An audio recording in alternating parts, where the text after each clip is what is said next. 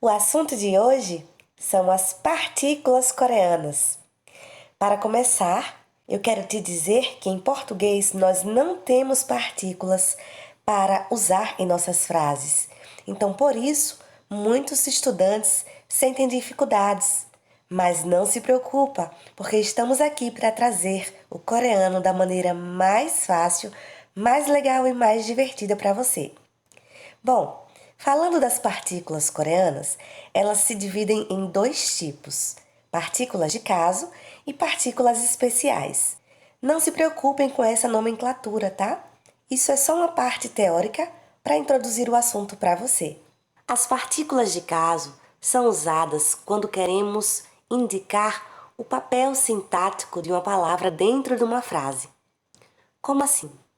Papel sintático é a função que a palavrinha vai desempenhar dentro de uma frase. Por exemplo, a palavra gato é simplesmente um substantivo. Mas quando eu pego a palavra gato e coloco dentro de uma frase, como por exemplo, o gato mia, a palavra gato dentro da frase ocupa a função, o papel sintático de sujeito. Ela não é só um substantivo, ela ocupa ali também a função de sujeito.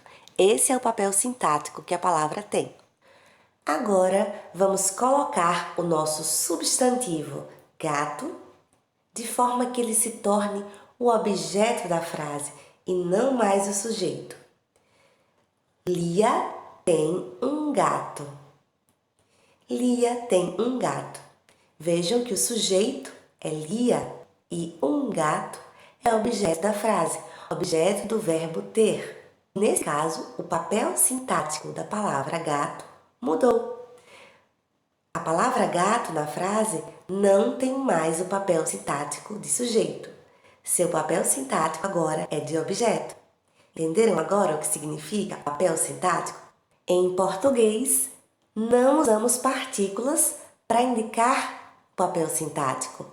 Simplesmente mudamos a palavrinha de lugar. Se quisermos colocar uma frase básica, completa, com sujeito, verbo e objeto, é só colocar primeiro o sujeito, depois o verbo, depois o objeto. Esse é o padrão das frases em português.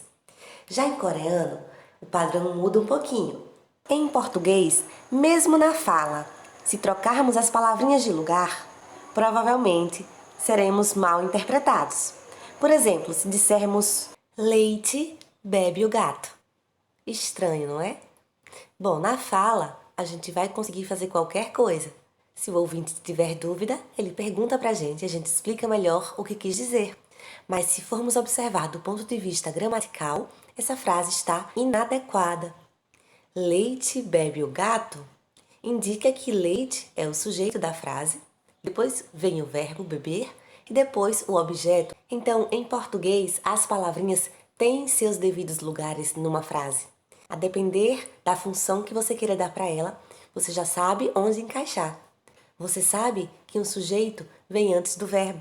Você sabe que o complemento do verbo vem depois dele. E aí, quando mudamos de lugar essas palavras, de repente por um erro, de repente para causar algum efeito, a frase fica meio estranha, não é? O sentido fica meio comprometido. Ou seja, ela saiu do padrão adequado segundo as normas gramaticais do português. Já em coreano não, nós podemos mudar as palavrinhas de lugar à vontade na frase. Se você for mudar de ordem, de lugar, suas palavrinhas na fala, você pode contar com a ajuda do contexto para que seu ouvinte te entenda melhor. Por isso que na fala, coreanos costumam omitir as partículas. Você está ali, diante do seu ouvinte, conversando, então qualquer dúvida que surge, você pode esclarecer.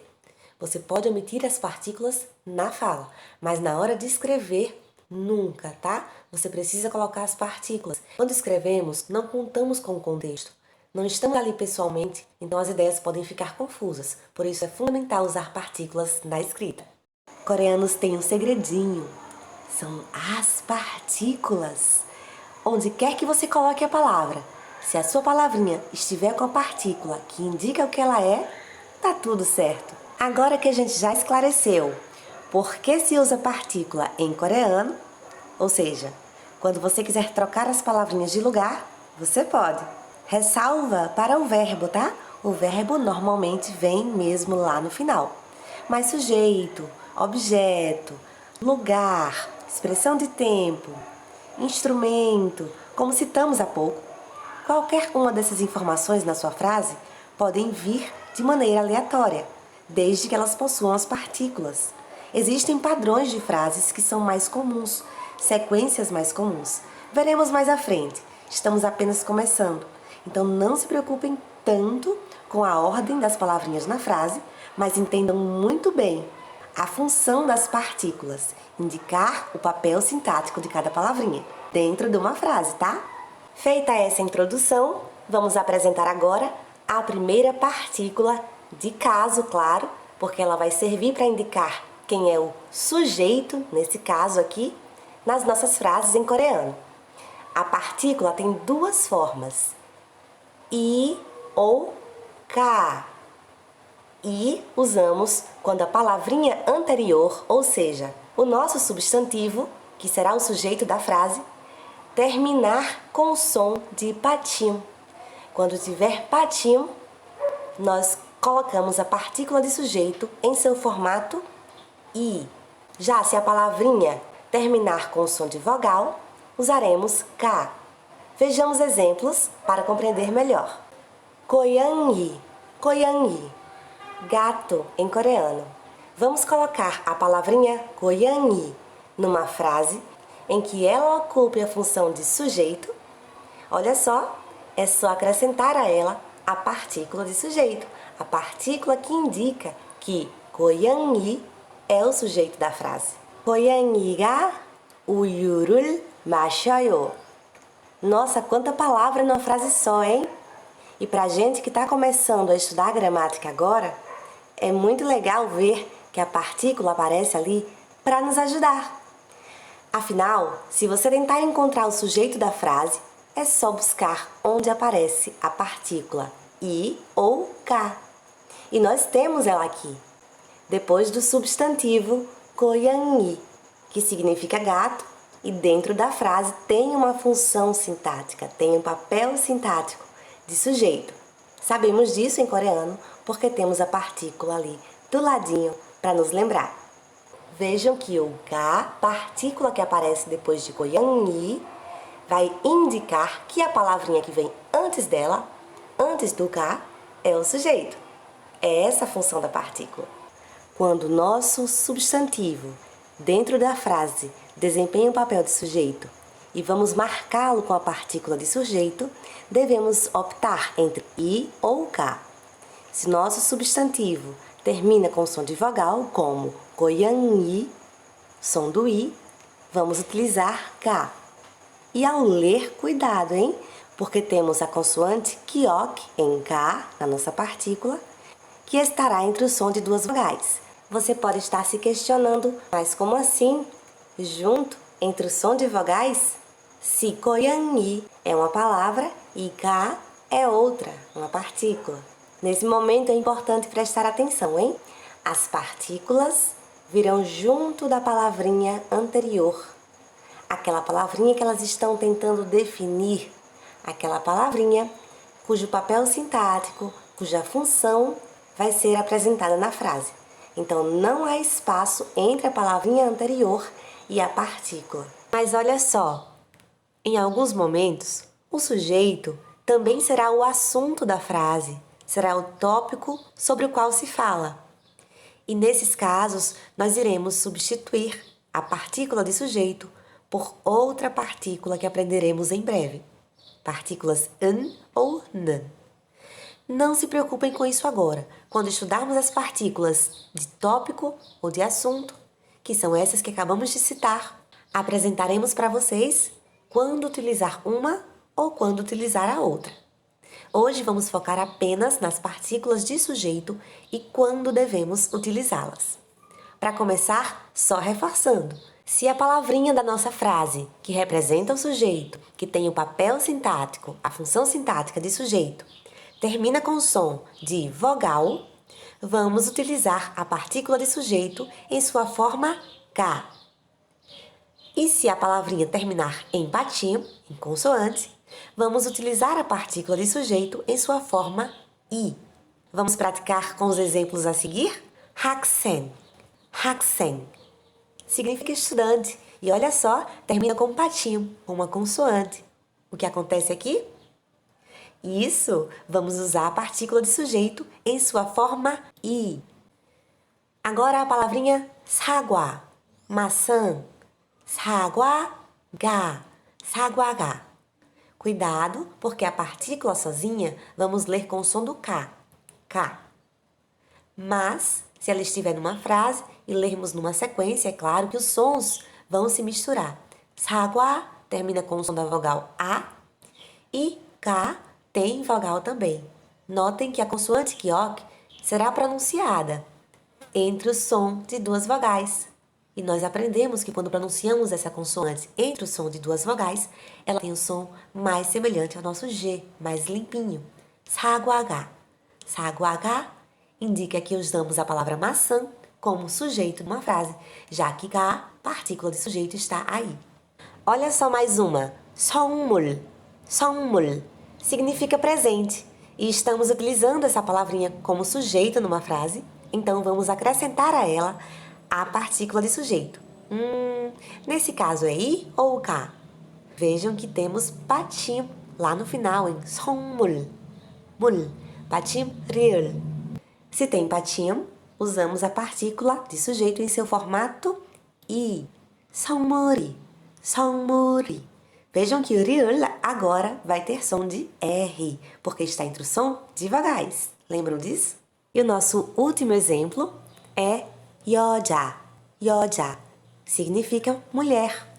Termina com som de vogal. Então, isso, vamos usar a partícula de sujeito em sua forma K. 여자가, 여자가. É assim que vamos fazer ao colocar a palavrinha substantivo 여자, mulher, dentro de uma frase em coreano.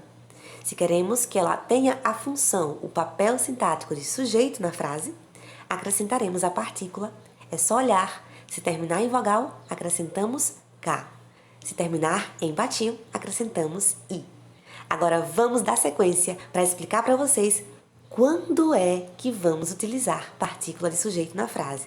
No primeiro caso, utilizaremos a partícula de sujeito, I ou K, quando estivermos fazendo uma pergunta.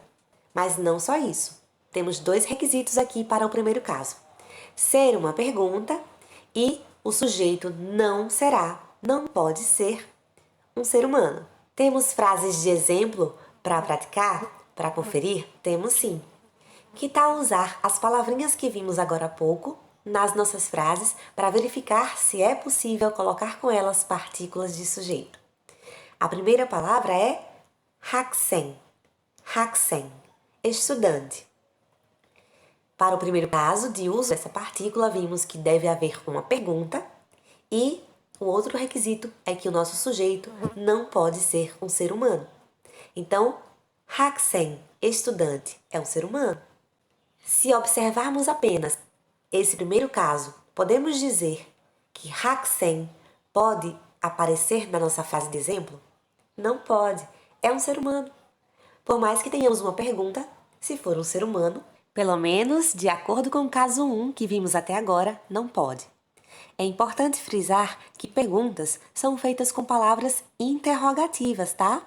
Não estamos falando de uma pergunta que não contém palavrinha interrogativa. Nós estamos indicando uma pergunta e nela deve conter uma palavra interrogativa. Em português, melhor dizendo, um pronome interrogativo, um advérbio interrogativo. Como assim? Palavrinhas como quando, onde, porquê, como, quem, qual, o que. Entenderam? Precisa haver essa pergunta nesse formato. Mas, por exemplo, vejam que temos frases em que fazemos perguntas e não utilizamos nenhuma dessas palavras. Olha só um exemplo bem simples de uma pergunta feita, uma pequena frase, só que não tem nela palavrinha interrogativa. Imagina um casal de namorados que estão discutindo numa praça. E de repente, o namorado fala, vamos para casa. E a namorada simplesmente diz, não vou. 안 가요 significa não vou. não vamos ou não vou. No contexto é que vai te ajudar a entender melhor sobre quem está se falando. E aí o namorado pergunta para ela, "An gayo?" Oh, an gayo? Imagina, ele está chateado porque ela não quer ir, então ele pergunta para ela, repetindo o mesmo verbo, só que entonando com uma pergunta. Não tem palavrinha interrogativa. Não tem quando, não tem quem, não tem como. Entenderam melhor? Querem o exemplo mais completo? Imagina a mesma frase, que era pequenininha, um pouquinho maior, incluindo um substantivo que poderia ser o sujeito aí. 당신. 당신 significa você, só que não utilizamos normalmente em coreano. Vimos, com relação aos pronomes pessoais, a maneira de se referir ao outro, que a palavrinha 당신 não é muito utilizada no dia a dia do coreano. Lembrem que é uma palavra que pode aparecer em discursos poéticos, ao referir-se à pessoa amada. Então, já que estamos falando de um casal de namorados, vamos incluir aqui 당신 안 가요? Você não vem? Acho que agora vai ficar mais fácil entender, já que temos um substantivo que possivelmente seria o sujeito da nossa frase. 당신. Na verdade, temos um pronome, uma palavrinha que indica uma pessoa, um ser humano. Primeiro já sabemos, se é uma pergunta e trata-se de um ser humano, não iremos usar a partícula de sujeito. Isso já sabemos, até agora não iremos usar. Segundo, digamos que não tivéssemos notado isso, que não tivéssemos percebido que 당신 está se referindo ao sujeito. Iríamos observar se temos palavra interrogativa na frase. Não temos. 당신 안 가요. Então dizer 당신이 안 가요 não seria o correto, de acordo com a primeira norma, com o primeiro caso que acabamos de ver. Bom, acho que ficou claro. Segundo caso agora. Esse é bem simples, tá? Não se tratam de perguntas, mas sim de orações, de frases, de declarações. Quando estivermos declarando, dizendo algo sobre o clima em si, se está quente, se está frio, se está calor, vamos utilizar partículas de sujeito, i ou ga. Exemplos em frases tem também. 날씨, 날씨 na verdade significa clima. 날씨가, já que nossa palavrinha termina com som de vogal, 날씨가 추워요. 추워요 vem do verbo 춥다. 춥다 significa ser frio, estar frio. Então, nossa frase significa, literalmente, o clima está frio. E se eu quiser dizer que está quente? 날씨가 더워요, que vem do verbo 덥다, ser quente, estar quente. Então, falando do clima, devemos usar partícula de sujeito ao descrever o clima, ao falar sobre o clima. Teremos exceções, ressalvas, mais à frente falaremos, mas compreendam até aqui que se formos descrever o clima, falar sobre o clima, vamos utilizar partícula de sujeito. 비가 와요. 비, chuva. 비가 와요 significa literalmente a chuva vem, a chuva chega. Um pouco estranho se pensarmos ao pé da letra, mas essa é uma expressão em coreano utilizada para dizer que está chovendo. Coreanos costumam usar a frase dessa forma para indicar que está chovendo. Expressão pronta, expressão padrão, podemos ouvir em vários doramas, inclusive. Acredito que vocês já ouviram. Então, 비가 와요 indica simplesmente que está chovendo. Mesmo que literalmente, claro, já tenha um significado. Então não se preocupem e façam disso uma interpretação subjetiva do que essa frase quer dizer. Estamos falando do clima? Sim, chuva está relacionada ao clima, então vamos usar partícula de sujeito. Agora vamos ver o terceiro caso, que é usar a partícula de sujeito quando tivermos uma frase que sirva como resposta a uma pergunta em coreano. Lembrando novamente que essa suposta pergunta, que geraria a nossa frase agora, do caso 3, deve conter palavrinha interrogativa. Quando, quem, como, porquê, qual, quanto. Vamos colocar partícula de sujeito. Então vejam só. Teremos aqui uma frase que não é uma pergunta, vai ser a resposta, vai ser uma frase declarativa, algo que estamos afirmando nesse caso. Vamos usar uma palavrinha que não costumamos utilizar nos nossos textos ainda. Imo. Imo significa tia. temos um ser humano. Olha só. E tínhamos aprendido que o ser humano não se encaixava. Mas lembra que lá no caso 1, não utilizamos para ser humano se estivermos falando de perguntas. Aqui é simplesmente uma declaração, uma frase comum. Aí sim, podemos incluir o nosso sujeito como um ser humano. 이모가 케이크를 만들어요. A titia faz bolo. Então vejam que aqui temos ser humano e usamos a partícula de sujeito. Não é uma pergunta, não estamos falando sobre o clima, mas temos uma declaração que serviria como resposta a uma pergunta no formato contendo, claro, aquelas palavrinhas-chave, as palavrinhas interrogativas. Quem, qual, quando. Imagina que você quer dizer que o seu amigo vai para o hospital. Então você usaria, claro, a partícula de sujeito, já que essa frase, essa declaração, serviria assim como resposta a uma pergunta interrogativa com as palavrinhas quem, qual, como, quando. 내 친구가 병원에 가요. 내 친구, meu amigo, é meu amigo que vai para o hospital. 내 친구가, ele é o sujeito da frase, está marcado com a partícula de sujeito. Apesar de ser um ser humano, temos aqui uma frase declarativa que serviria como resposta a uma perguntinha contendo as palavrinhas quem, quando, como, porquê, etc. Vamos ver agora sem ter ser humano, tá? Olha só, na frase agora não temos um ser humano. 제 이름이 리사예요. Meu nome é Lisa. É uma declaração, não é uma pergunta. E agora, 이름, que significa nome, também não é um ser humano. Tudo bem. Para declarações, podemos utilizar ser humano, assim como palavras que não se referem a ser humano. 제 이름이 리사예요. Meu nome é Lisa. Ah, uma coisa importante. Em algum momento você vai querer dizer que é você que vai ao hospital, que é você que faz o bolo. Não vamos explicar esse assunto na aula de hoje. Ela já está muito longa e não queremos que você fique tão cansado para assimilar o conteúdo. Vamos começar a aula que vem falando sobre isso. Como utilizar os pronomes pessoais para indicar sujeito.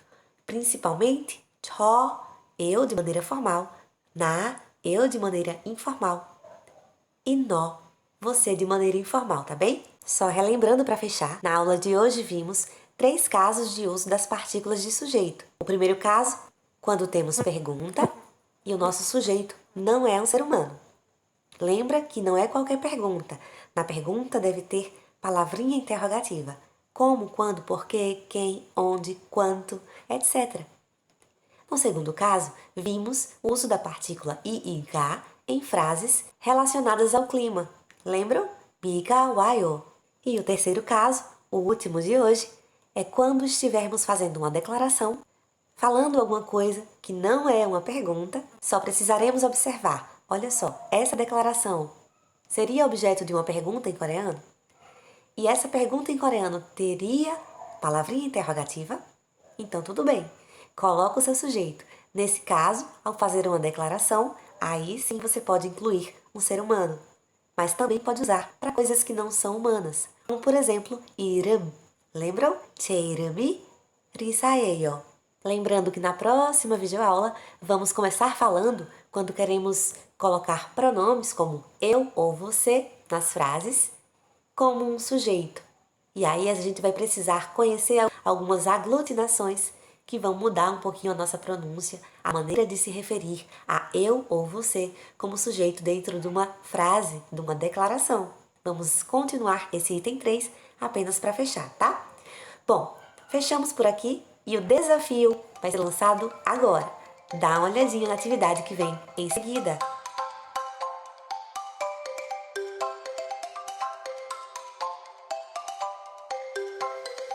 Legal, não é? Vamos aguardar para ver como vocês vão se sair. Qualquer dúvida é só chamar. Obrigada por assistirem até o final.